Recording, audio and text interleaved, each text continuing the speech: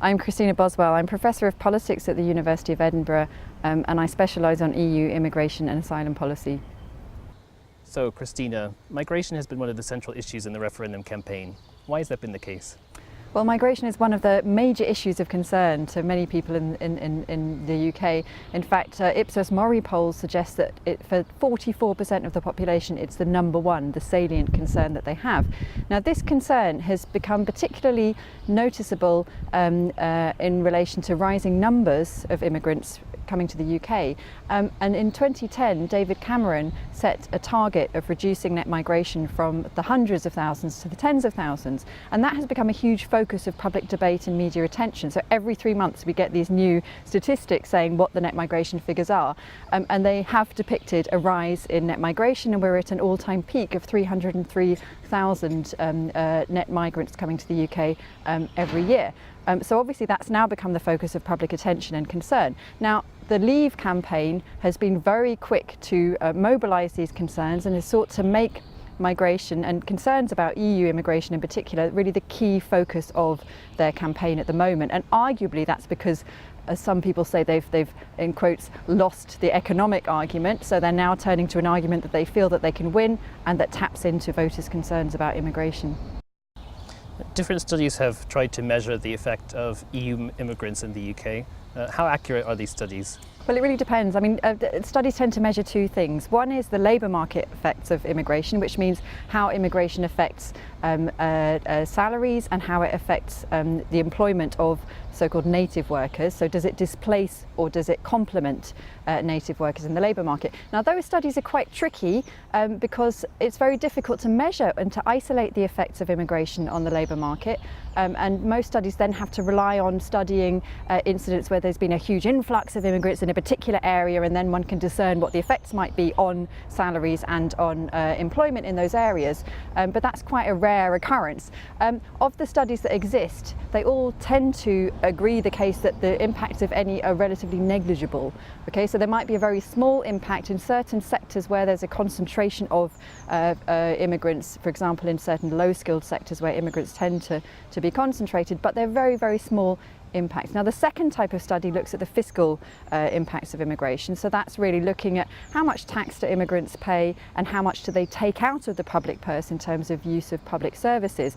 Now, those studies, or I'd say the most authoritative studies, including some conducted by the University College London economists at UCL, suggest actually that EEA or EU immigrants have had a net positive impact on the public purse. So, for example, it's been estimated that since 2000, immigration from the EU has involved, on average, contributions of around £2,600 per year, as opposed to the average rest of UK, where there's a net burden of about £1,800 a year. So from the research, it seems pretty clear that immigrants do contribute in terms of paying taxes and not taking as much out of public services. In 2004, the European Union enlarged to bring in countries from Eastern and Central Europe. What role did that enlargement have on the public debate on migration in the UK? So that was actually quite a turning point in the debate on immigration in the UK and the debate on EU immigration in particular. So as many of you will remember, in 2004 the then Labour government decided to grant immediate labour market access to the 8 countries acceding to the EU. They didn't have to grant immediate access, and most other EU countries put in place a 7-year moratorium on access to free movement. But the UK, Ireland and Sweden were the 3 EU countries that didn't introduce such a moratorium. And at the time it was seen as being very beneficial economically. It was a time of very low unemployment and really economic growth in the UK. Now, unexpectedly or unpredictably, immigration from those 8 countries was much higher than expected, so it rose to about 80,000 net migrants from those countries in 2007, and that was when I would say public concerns about immigration and this focus on numbers of EU immigrants really began to emerge. Now, we should note that in the next wave of enlargement, so when Romania and Bulgaria joined in 2007, the government by that point did impose a 7-year moratorium on rights to free movement. So we've only had a more gradual increase in immigration from those two countries. And the other thing I think that's often ignored in this debate is that actually most EU immigrants at the moment don't come from those Central European countries. So A8 migration, immigration from those 8 countries that exceeded in 2004, is only 27% of EU immigration. About half of current EU immigration is from the old member states, so it's from some of the southern EU member states such as Spain, Greece, Italy, also France, who've been affected by recession, and I think that's often ignored in the debate. You mentioned the UK government's net migration target. What impact might Brexit have on this target? Well, I think the first thing to note about that is that around half of net migration is comprised of non-EU nationals, okay? Now, the government's been trying everything, pulling out all the stops possible to reduce those forms of non-EU immigration, but it hasn't really succeeded. So then the question becomes, would a potential post-Brexit government fare any better in reducing EU immigration? Now, of course, if we were to leave the EU, in principle, we would have the prerogative and we would be able to withdraw from provisions on free movement. That almost certainly means we wouldn't be allowed to participate in the single market. So the first dilemma that any post-Brexit government would have would be, do we want to participate in the single market? If so, then we have to be part of free movement of persons provisions.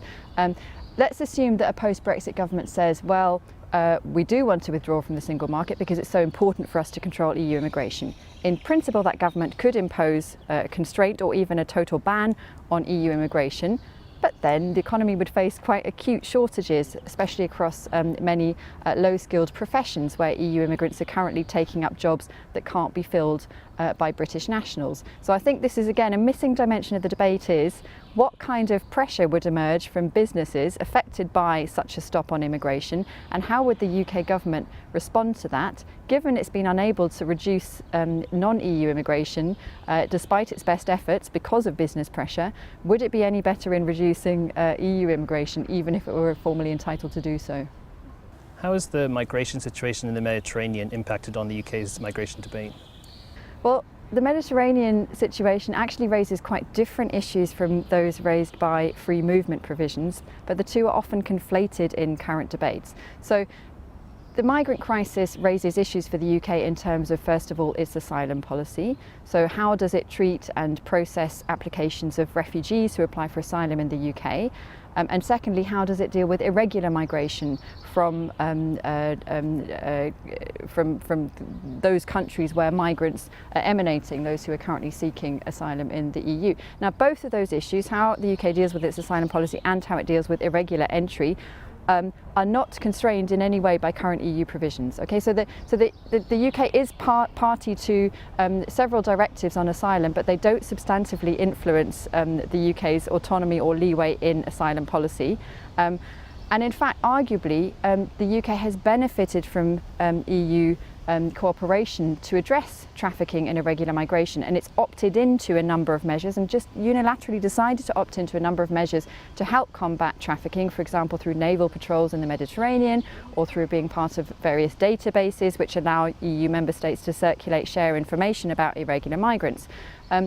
So the thing that the EU cannot control, or that the UK cannot control as part of the EU, is the influx of EU nationals, and that's a quite separate discussion. Now, the only potential way, and the UKIP has drawn attention to this possible loophole, the only potential way that the migrant crisis could affect the UK or could constrain its ability to control immigration is if refugees were to arrive and be accepted in EU countries and then were to gain citizenship in those EU countries.